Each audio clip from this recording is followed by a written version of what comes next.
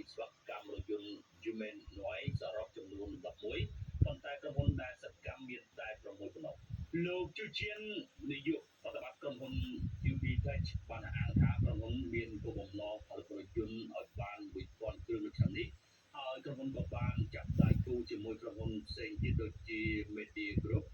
និង Easy Home ដើម្បីលើកកម្ពស់ការប្រើប្រាស់រថយន្តនៅក្នុងរោងចក្រនិងនៅតាមផ្ទះផងដែរឥឡូវនេះយើងបន្តតាមដាននៅរឿងសំខាន់មួយទៀតប្រទេសវៀតណាមនិងសហរដ្ឋអាមេរិកបានបើកការចរចាថ្នាក់រដ្ឋមន្ត្រីដែលផ្ទាល់ជាលើកដំបូងរបស់ពួកគេកាលពីថ្ងៃសុក្រសប្តាហ៍មុនដើម្បីពិភាក្សាអំពីគុណគយរបស់សហរដ្ឋអាមេរិកដែលបានដាក់ចំនួន 46% លើការនាំចូលទំនិញរបស់ប្រទេសអាស៊ីអាគ្នេយ៍មួយនេះដែលវាអាចជះឥទ្ធិពលអវិជ្ជមានយ៉ាងខ្លាំងដល់ដំណើរសេដ្ឋកិច្ចរបស់ប្រទេសនេះនេះបើតាមការចេញផ្សាយរបស់សារព័ត៌មានកំពុងជាច្រើនតទៅនេះក្រុមការងារ Economic លំអិតនៅរឿងនេះដូចតទៅក្រមសួងពាណិជ្ជកម្មវៀតណាមបាននិយាយនៅក្នុងសេចក្តីថ្លែងការណ៍មួយចេញផ្សាយកាលពីថ្ងៃសៅរ៍សប្តាហ៍មុនថាគណៈរដ្ឋមន្ត្រីវៀតណាមនិងអាមេរិកបានជួបចរចាគ្នានៅទីក្រុងជេជុងប្រទេសកូរ៉េខាងត្បូងនៅខាងក្រៅកិច្ចប្រជុំថ្នាក់រដ្ឋមន្ត្រីពាណិជ្ជកម្ម APEC មួយដែលបានបង្ហាញពីការបដិញ្ញាចិត្តរបស់ប្រទេសទាំងពីរក្នុងការជំរុញទំនាក់ទំនងនៅនេះអីនេះគួរហ៎ហើយហ្នឹងភាសានេះបានធ្វើឡើងក្រោយមាន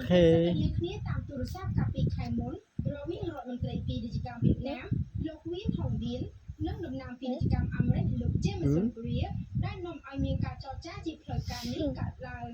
សេចក្តីថ្លែងការណ៍របស់ក្រសួងពាណិជ្ជកម្មនេះបាននិយាយថាលោក Greer បានយល់ព្រមចំពោះវិធីសាស្ត្រនិងសំណើរបស់វៀតណាមថាសហរដ្ឋអាមេរិកសង្ឃឹមថាជាមួយនឹងការខិតខំទៅវិញទៅមកការចរចាពង្រឹងបច្ចេកទេសនៅដំណាក់កាលខាងមុខនេះនឹងផ្ដល់លទ្ធផល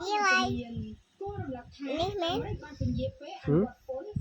46% លើវៀតណាមរហូតដល់ខែកក្កដាប្រសិនដល់ពេលនោះអាមេរិកនឹងចូលបន្ថយនេះអាចរំខានដល់ដំណើរសេដ្ឋកិច្ចរបស់វៀតណាមព្រោះប្រទេសនេះលេខមកនេះលេខ3នេះលេខ3គេគូតែលេខ3មកណាលេខ3អូខេ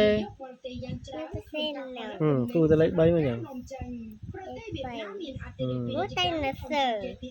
នុងចំណោមដៃគូពាណិជ្ជកម្មទាំងអស់របស់សហរដ្ឋអាមេរិកដែលមានតម្លៃជាង